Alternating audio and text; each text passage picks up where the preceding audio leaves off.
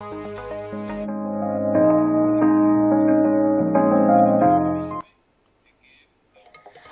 बहुत बहुत स्वागत है आपका INS 24/7 पर। सबसे इस बीच एक और बड़ी खबर आपको राजधानी रायपुर से बता दें, जहां केंद्र सरकार से छत्तीसगढ़ को GST की राशि मिल गई है। तो अच्छी खबर, छत्तीसगढ़ वित्तीय वर्ष 2024 के लिए राशि हस्तांतरित कर दी गई है।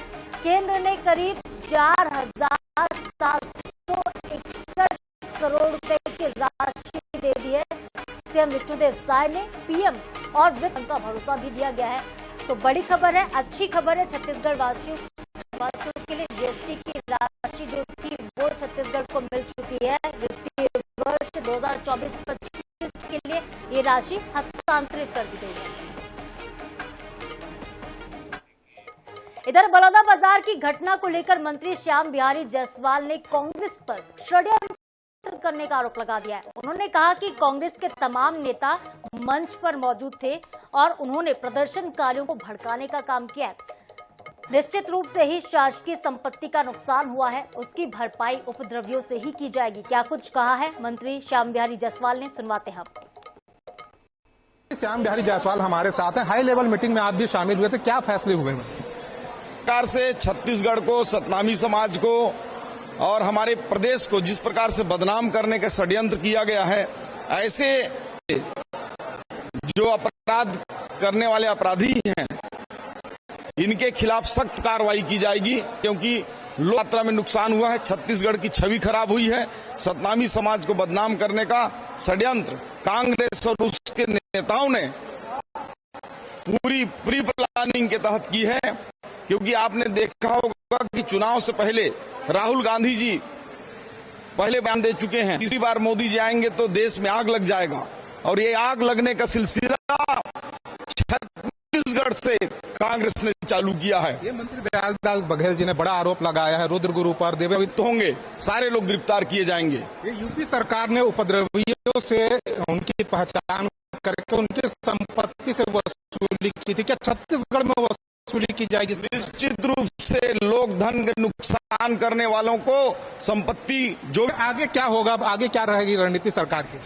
सरकार की रणनीति सिर्फ यही है कि जो छत्तीसगढ़ को, सतनामी समाज को बदनाम करने के जो साजिश करता है, उनकी खोजबीन करके उनको जो कठोर से कठोर दंड होगा, सरकार उसके लिए प्रतिबद्ध है। क्या पूरी तरीके से ये कांग्रेस का षड्यंत्र है?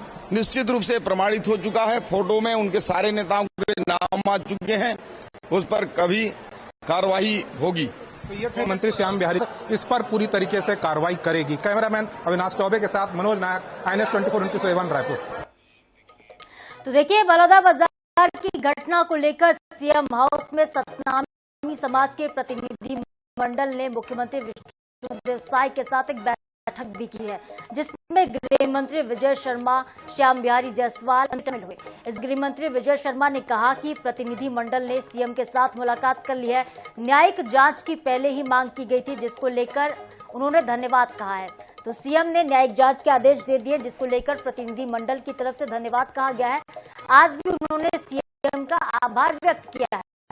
समाज ने घटना को निंदनीय बताया है, गुनहगारों को सजा देने की मांग की गई। सतनामी समाज के बहुत से प्रमुख सब माननीय मुख्यमंत्री से मिलने आए थे और मसला ऐसा था कि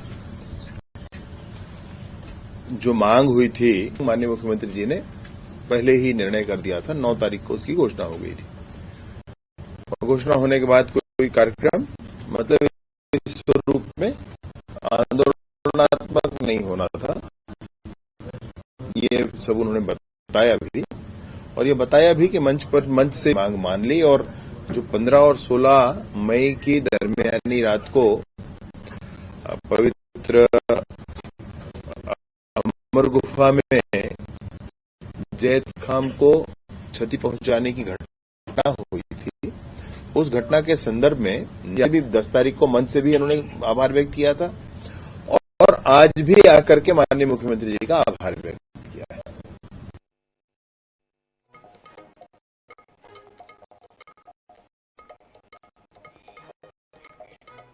और अगली खबर, आज बार फिर से महंगी सब्जी की मार झेलनी पड़ रही है। सब्जी बाजार में सब्जियों के दाम इस कदर बढ़ गए हैं क्योंकि स्थानीय आवक बहुत कम हो गई है। बाहरी आवक पर ही निर्भरता के चलते सब्जियों की कीमत में कौन कौन सी सब्जियां महंगी हुई है, देखिए एक रिपोर्ट।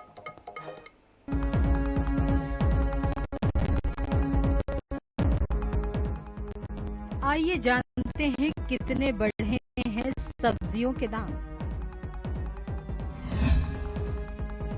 महंगी हुई सब्जी, पहले की कीमत और अब की कीमत। टमाटर 20 से 25 रुपए, अब 40 से 50 रुपए। पहले करेला 50 से 60 रुपए, मुनगा 40 से 50 रुपए और अब 70 से 80 रुपए। प्याज 15 से 20 रुपए और अब 40 से 50 रुपए। भिंडी 20 से, बैगन 15 से 20 रुपए और अब 20 से 30 रुपए। खीरे की कीमत पर अगर नजर डालें तो 35 से 40 रुपए और अब गोभी पहले 30 से 35 रुपए से 60 से 80 रुपए तक के बीच पहुंच गई है। लौकी की अगर बात की जाए तो 20 से 30 रुपए और अब 40 से 60 रुपए हो गई है। वहीं पैसे 30 से 40 रुपए तक पहुंच गया है। पत्ता गोभी की अगर बात की जाए तो 20 से 25 रुपए से वो बढ़कर 40 से 50 रुपए तक पहुंच गई है।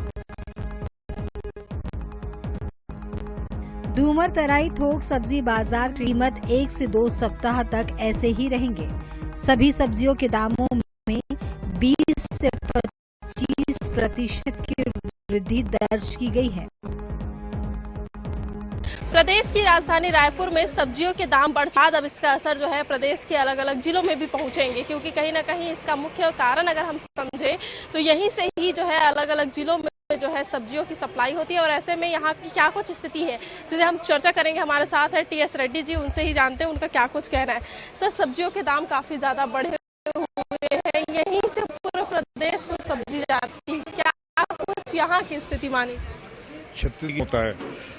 सब्जियों का रेट बढ़ने का मुख्य कारण ये है कि गर्मियों में स्थानीय फसल लगभग नहीं के बराबर आती है। अभी लगभग 70 से 80% सब्जियां दिगर प्रांतों से ही आ रही है।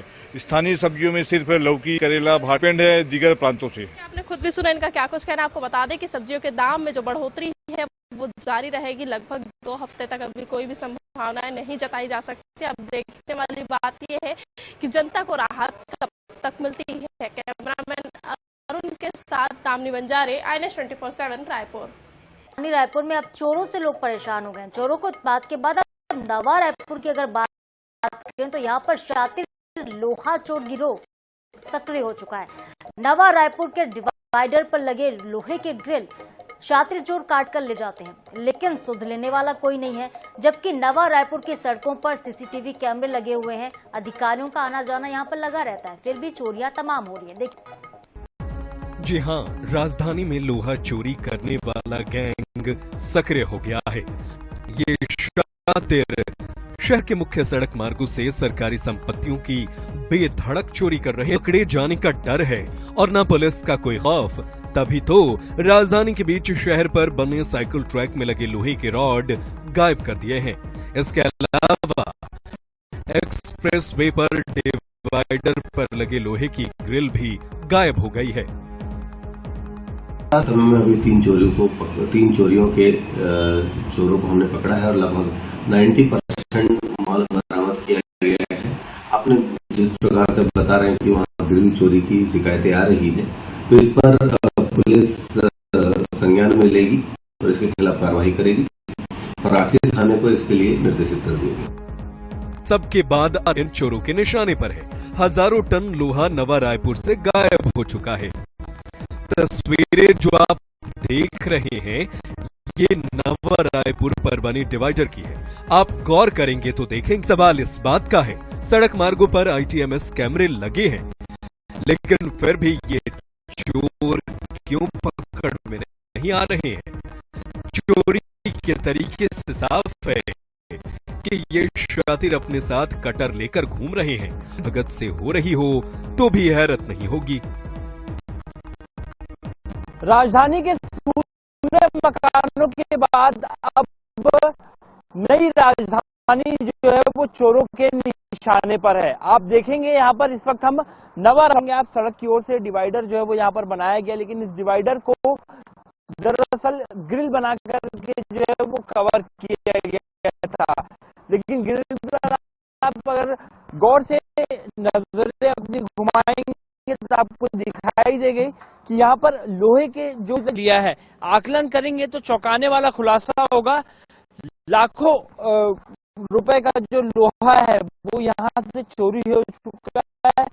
चोरों ने इसे यहाँ पर प्रोफेशनल तरीके से आप देखेंगे तो काटा है और इस पूरा कहीं भी डिवाइडर्स बनाए गए हैं, उन सभी जगहों पर लोहा चोरी करने की जो है वो कोशिश की गई। अब तक अगर माने तो करीब करीब टन के वजन में जो है वो लोहा चोरी हो चुका है। ऐसे में देखना होगा जिम्मेदार जो है वो कब तक जागते हैं और इस मामले को संज्ञान में लेके कबता के साथ मोहम्मद हसन, INS 24/7 रायपुर।